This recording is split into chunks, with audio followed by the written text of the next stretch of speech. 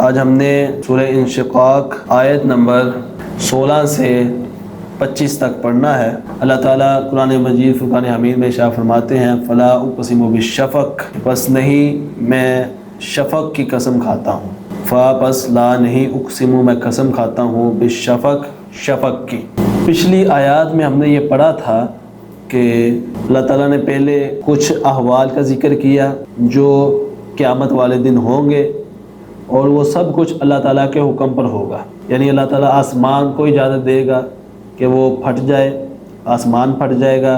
اللہ تعالیٰ زمین کو جو ہے وہ حکم دے گا کہ وہ جو کچھ اس کے اندر ہے وہ باہر نکال دے، تو زمین باہر نکال دے گی۔ اللہ تعالیٰ کے احکام کو زمین و آسمان، سورج، چاند، یعنی جتنی بھی مخلوقات ہیں انسان کے علاوہ، یہ سب اللہ تعالیٰ کے حکموں کو مانیں گے۔ تو آگے اللہ تعالیٰ نے فرمایا تھا کہ انسان جو ہے وہ اتنا ناشکرا ہے کہ اتنی بڑی مخلوقات اللہ تعالیٰ کی مان رہی ہے، لیکن انسان جو ہے وہ اللہ تعالیٰ کی بات کو غور سے سنتا نہیں ہے، مانتا نہیں ہے۔ آگے اللہ تعالیٰ نے ان آیات سے قسم اٹھائی ہے کہ میں شفق کی قسم اٹھاتا ہوں، شفق کی قسم اٹھاتا ہوں۔ شفق اسے کہتے ہیں، یہ سورج غروب ہونے کے بعد آسمان کے کنارے کی جو سرخی ہوتی ہے عشاء تک جو رہتی ہے اسے شفق کہتے ہیں۔ واللیل وما وسق، اور رات کی قسم، وما وسق، اس چیز کی جسے وہ جمع کرتی ہے۔ جو لوگ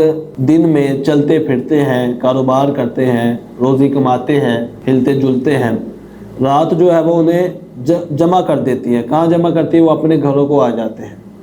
یعنی جب رات ہوتی ہے تو وہ سب جو جانور ہیں اور جو انسان ہے وہ اپنے گھروں میں آ جاتے ہیں، رات ہوتے ہی سب اپنے گھروں میں آ جاتے ہیں۔ تو اس کا معنی ایک مفسرین نے یہ کیا ہے کہ وما وسق کا معنی ہے کہ وہ جمع کرتی ہے۔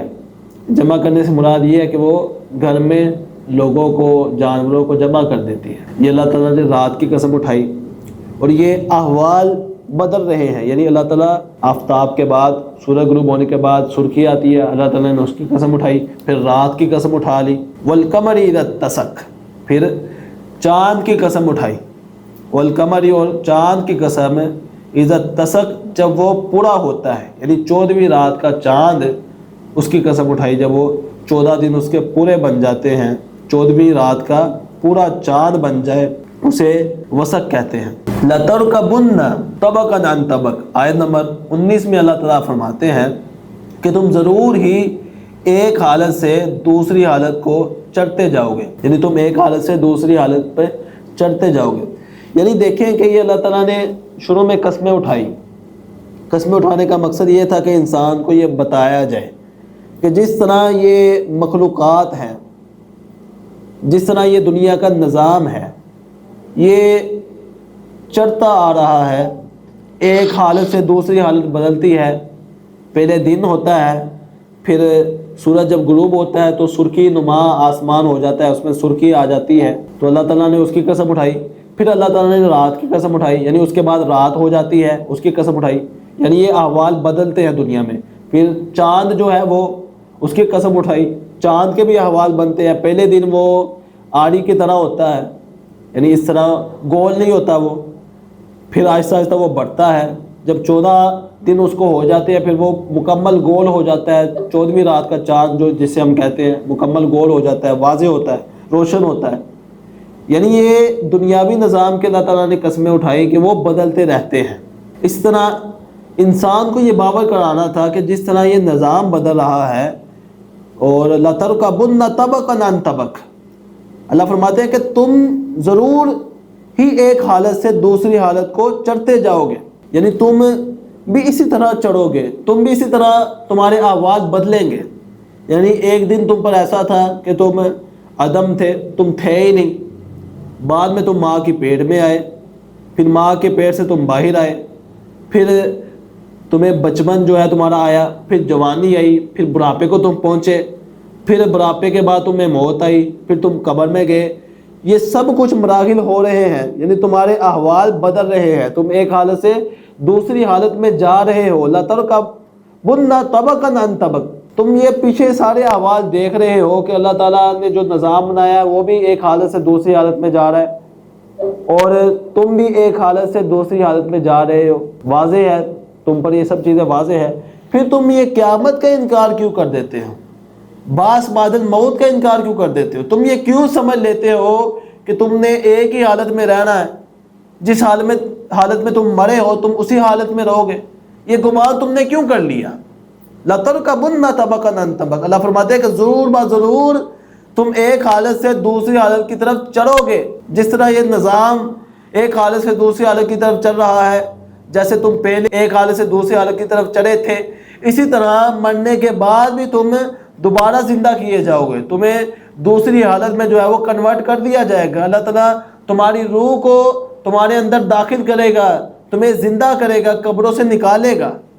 تو یہ اللہ تعالیٰ نے آخر میں قسمیں اٹھانے کے بعد پیغام یہی دیا، جواب قسم یہ ہے کہ تم دوبارہ زندہ کیے جاؤ گے۔ یعنی میں نے شروع میں یہ ذکر کیا تھا کہ جو یہ اما پارہ ہے، 30واں پارہ ہے، اس میں آپ جگہ جگہ قیامت کا ذکر پائیں گے۔ اللہ تعالیٰ نے قیامت کے احوال بیان کیے، مختلف قسمیں اٹھائیں، اور آخر میں اللہ تعالیٰ جو پیغام دیتا ہے وہ یہی ہے کہ تمہیں دوبارہ زندہ کیا جائے گا۔ بعث بعد الموت، اس کے اسباب کے اللہ تعالیٰ نے بہت ہی زیادہ جو ہے وہ دلائل دیے ہیں یہ 30ویں پارے میں۔ رسول اللہ صلی اللہ علیہ وسلم نے فرمایا کہ طبقاً عن طبق، اس کی تفسیر آپ نے فرمائی کہ حالم بعد حال، اس کا معنی یہ ہے کہ ایک حالت سے دوسری حالت میں تم منتقل کیے جاؤ گے۔ پیدائش تمہاری ہوئی، پہلے تم جو تھے ماں کے پیٹ میں تھے، اور ماں کے پیٹ میں بھی تمہاری مختلف حالتیں تھیں، تم ایک حالت پہ نہیں تھے، پہلے تھے قطرے کی شکل میں تھے، بعد میں تم خون کے لوتھرے کی شکل میں ہوئے، اور بعد میں تم ایک گوشت بوٹی کی شکل میں بن گئے، بعد میں تمہارے اندر روح پھونکی گئی، اللہ تعالیٰ نے روح پھونکی، یعنی تم ماں کی پیٹ میں بھی مختلف حالتوں میں تھے۔ پھر تمہاری پیدائش ہوئی، پھر بچپن تمہارا آیا، پھر جوانی آئی، پھر بڑھاپا آیا۔ بڑھاپے میں تمہیں کبھی تندرستی آتی تھی، کبھی تمہیں بیماری آتی تھی، کبھی تمہیں مال و دولت دی جاتی تھی، کبھی تم سے مال و دولت چھین لی جاتی تھی، تم فقیری کی حالت میں رہتے تھے، یعنی تمہاری حالتیں بدلتی تھی۔ تم ایک حالت میں کیسے رہتے تھے دنیا میں؟ تمہیں پتہ ہے کہ تمہاری دنیاوی حالتیں بدلتی رہتی تھی، تو تم نے یہ کیوں گمان کر لیا کہ اللہ تعالیٰ تمہیں مرنے کے بعد، تمہیں مارنے کے بعد دوبارہ زندہ نہیں کرے گا، تمہاری حالت نہیں بدلے گا، تم اسی حالت میں مرے رہو گے؟ یہ تم نے کیسے گمان کر لیا؟ تو یہی اللہ تعالیٰ فرما رہے ہیں، فَمَا لَهُمْ لَا يُؤْمِنُونَ، ان کو کیا ہے کہ یہ ایمان نہیں لاتے؟ انہوں نے یہ کیسے سمجھ لیا، یہ کیوں گمان کر لیا کہ انہیں دوبارہ زندہ نہیں کیا جائے گا؟ حالانکہ یہ سب کچھ اپنی آنکھوں سے دیکھ رہے ہیں، حالتوں کا بدلنا یہ اپنی آنکھوں سے دیکھ رہے ہیں۔ وَإِذَا قُرِئَ عَلَيْهِمُ الْقُرْآنُ لَا يَسْجُدُونَ، اور جب ان کے سامنے قرآن پڑھا جاتا ہے تو وہ سجدہ نہیں کرتے، یعنی پیدا کرنے والے کے کلام کو سن کر بھی نہیں جھکتے۔ یعنی جب ان کے سامنے قرآن پڑھا جاتا ہے، قرآن سنایا جاتا ہے کہ قرآن میں یہ موجود ہے، یہ تمہارے رب کا کلام ہے، یہ اپنی طرف سے محمد صلی اللہ علیہ وسلم نہیں بتا رہے، یہ کسی انسان کا، کسی بشر کا کلام نہیں ہے، بلکہ یہ کلام اللہ ہے، اللہ کا کلام ہے۔ وَإِذَا قُرِئَ عَلَيْهِمُ الْقُرْآنُ، جب انہیں قرآن کی نصیحت سنائی جاتی ہے، جیسا کہ ہم نے پیچھے سورہ عبس میں پڑھا تھا کہ قرآن مجید کی نصیحت انہیں سنائی جاتی تھی، لیکن وہ تکبر کرتے تھے، اپنی انا میں رہتے تھے، مانتے نہیں تھے، حالانکہ یہ کلام اللہ ہے، اللہ کا کلام ہے۔ تو اس آیت سے واضح ہوتا ہے کہ یہ جو کفار تھے ان کے سامنے ہر چیز عیاں تھی، ان کو پوری دعوت دی جاتی تھی، پوری ہر چیز ان پر عیاں تھی، اللہ تعالیٰ نے ہر عقلی ان کو دلیل دی، لیکن یہ اپنی انا میں، تکبر میں اڑے ہوئے تھے، ضد پر قائم تھے، پھر قیامت کے منکر بن گئے تھے۔ تو اس آیت کے بعد جو ہے وہ سجدہ کیا جاتا ہے، جیسا کہ ہم نے پہلے پڑھا تھا سورت کے شروع میں کہ اس سورت میں سجدہ ہے، اس آیت کے بعد جو ہے وہ سجدہ کیا جاتا ہے۔ اور سجدہ تلاوت کی دعا جو مسنون دعا ہے وہ میں نے کل ذکر کر دی تھی، جو عام طور پر مشہور دعا پڑھی جاتی ہے، سجدہ وجہ اللہ دی، وہ والی جو دعا ہے وہ ثابت نہیں ہے، ضعیف ہے، بلکہ وہ سجدہ تلاوت کی دعا ہی نہیں ہے۔ تو جو ایک دعا بتائی تھی جو صحیح سند کے ساتھ، وہ دعا مستور ہے، اسے پڑھا جائے۔ بل الذین کفروا یکذبون، بلکہ وہ لوگ جنہوں نے کفر کیا، یکذبون، وہ جھٹلاتے تھے، وہ جھٹلاتے ہیں۔ یعنی یہ بات نہیں کہ قرآن کے دلائل میں کوئی کمی ہے، قرآن کے دلائل میں کوئی کمی نہیں۔ آپ دیکھیں کہ کیسے کیسے اللہ تعالیٰ نے دلائل دیے ہیں، کیسے کیسے دلائل دیے، مختلف انداز میں، مختلف اللہ تعالیٰ نے دلائل دیے ہیں اور بڑے ہی شاندار دلائل دیے ہیں۔ سورہ نبا ہم نے پڑھی، اس میں مختلف دلائل تھے۔ اس طرح سورہ نازیات پڑھی، اس میں اللہ تعالیٰ نے دلائل دیے فرعون کا ذکر کر کے۔ اس طرح آگے جو ہم نے سورہ پڑھی سورہ عبس، اس میں اللہ تعالیٰ نے دلائل دیے، بعض بعد الموت کے سب دلائل دیے، احوال بیان کیے قیامت کے۔ اس طرح آگے سورہ تکویر آگے، اس میں اللہ تعالیٰ نے دلائل دیے۔ اس طرح سورہ انفطار میں اللہ تعالیٰ نے کئی دلائل دیے، سورہ مطففین میں کئی دلائل دیے، سورہ انشقاق میں یہ بھی آپ دلائل پڑھ رہے ہیں، اللہ تعالیٰ نے کیسے کیسے دلائل دیے بعض بعد الموت کے۔ لیکن وہ ان دلائل کو مانتے نہیں تھے، جھٹلاتے تھے۔ یہ نہیں کہ اللہ تعالیٰ کے دلائل دینے میں کوئی کمی ہے، اللہ تعالیٰ کے دلائل میں کوئی کمی ہے، یہ بات نہیں ہے۔ جو دلائل ہیں نبی کریم صلی اللہ علیہ وسلم ان کے سامنے پیش کرتے تھے، یہ آواز، یہ نصیحت ان کے دلوں کی گہرائی تک نہیں پہنچتی تھی، دل کے ساتھ وہ اسے تسلیم نہیں کرتے تھے، بلکہ انہوں نے یہ طے کر رکھا تھا کہ ہم نے ماننا ہی نہیں ہے۔ جب بندہ یہ طے کر لیتا ہے کہ ہم نے اگلے بندے کی بات ماننی نہیں ہے، تو پھر اپنی ضد پر، اپنی انا پر اڑا رہتا ہے، پھر وہ گمراہی کے شکار ہوتا ہے، جیسا کہ ایک کفار گمراہ تھے، انہیں پھر سزا ملے گی قیامت والے دن۔ یہ اپنی انا پر جو ہے وہ اڑے رہے، اناد پر اپنی اڑے رہے، اور اناد میں جو اڑ جاتا ہے، جو تکبر کرنے لگ جاتا ہے، پھر اس کا آخری حل یہی ہے کہ وہ جھٹلا دیتا ہے۔ یعنی جس کے اندر تکبر آ جاتا ہے، اگلے کی بات کو کچھ سمجھتے نہیں ہے، تو پھر اس نے جھٹلانا ہی اگلے کی بات کو، تو پھر وہ بل الذین کفروا یکذبون، بلکہ کافروں نے جو ہے وہ اسے جھٹلا دیا تھا۔ واللہ اعلم بما یوعون، اور اللہ تعالیٰ زیادہ جاننے والا ہے جو کچھ وہ جمع کر رہے ہیں۔ یعنی کیا وہ جمع کر رہے ہیں؟ یہاں سے مراد یہ ہے کہ جو اعمال و آخرت کے لیے جمع کر رہے ہیں، اللہ تعالیٰ انہیں خوب جاننے والا ہے۔ یعنی زبانی جھٹلانے کے ساتھ ساتھ انہوں نے دلوں میں بھی کبر، اناد، تکبر جمع کیا ہوا تھا۔ واللہ اعلم بما یوعون، یعنی ظاہری طور پر وہ جھٹلاتے تھے، اسے تو سب جانتے تھے، نبی کریم صلی اللہ علیہ وآلہ وسلم کے سامنے جھٹلاتے تھے، لیکن دلوں میں بھی انہوں نے اپنے دلوں میں کبر، تکبر، اسی طرح اناد، یہ انہوں نے اپنے دلوں میں پیدا کی ہوئی تھی۔ اللہ تعالیٰ ان کے دلوں کا حال بھی جانتا تھا، کیونکہ اللہ تعالیٰ تو ظاہری کیفیت بھی جانتے ہیں انسان کی، اس کے دلوں کے حال کو بھی جانتا ہے۔ اللہ تعالیٰ شارک سے زیادہ قریب ہے انسان کی۔ واللہ اعلم بما یوعون، اللہ تعالیٰ خوب جانتا ہے، زیادہ جانتا ہے بما یوعون، جو وہ جمع کر رہے ہیں، جو وہ سازشیں کر رہے ہیں، جو وہ مکر و فریب کر رہے ہیں۔ اللہ تعالیٰ ان کے مکر و فریب کو، ان کی سازشوں کو، ان کے کبر کو، ان کی اناد کو خوب جاننے والا ہے۔ فبشرہم بعذاب علیم، آگے اللہ تعالیٰ فرماتے ہیں آیت نمبر 24 میں، یہ سیکنڈ لاسٹ آیت ہے، اللہ فرماتے ہیں بس انہیں ایک دردناک عذاب کی خوشخبری دے دے، بس انہیں ایک دردناک عذاب کی خوشخبری دے دے۔ اب خوشخبری یہاں کیوں کہا گیا؟ حالانکہ یہ سزا ہے، دردناک عذاب ہے، خوشخبری یہ اس لیے کہا گیا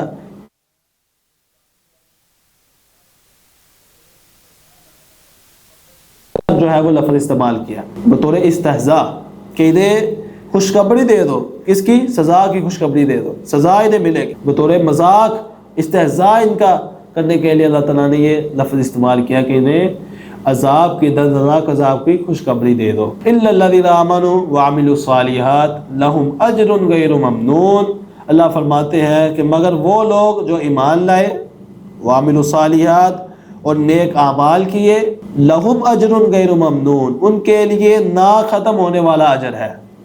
یعنی وہ لوگ جو مومنین ہیں اور اعمال صالحہ سر انجام دیتے ہیں، ایمان بھی لاتے ہیں، ایمان یہ دل کے ارادے کا بھی نام ہے، یعنی دل کے ساتھ تصدیق کرنا، اقرار باللسان و تصدیق بالقلب و عمل بالجوارح، یہ ایمان ہے کہ دل کے ساتھ تصدیق کی جائے، زبان کے ساتھ اقرار کیا جائے، اور اپنے اعضاء کے ساتھ عمل کیا جائے۔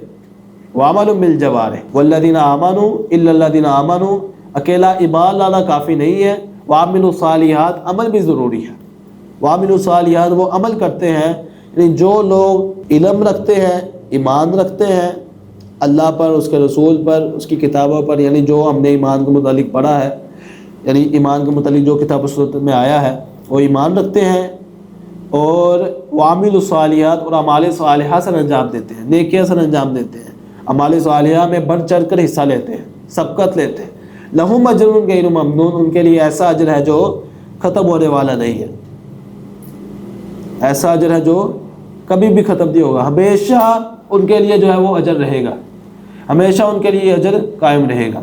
اس سے مراد جنت ہے، جنت کے انعامات ہیں، جنت کی نعمتیں ہیں، یعنی جو ان کے لیے کبھی نہیں ختم ہوگی، ہمیشہ وہ جنت میں رہے گا، یعنی نہ ختم ہونے والی نعمت، نہ ختم ہونے والے انعامات ان کے لیے جنت میں ہوں گے۔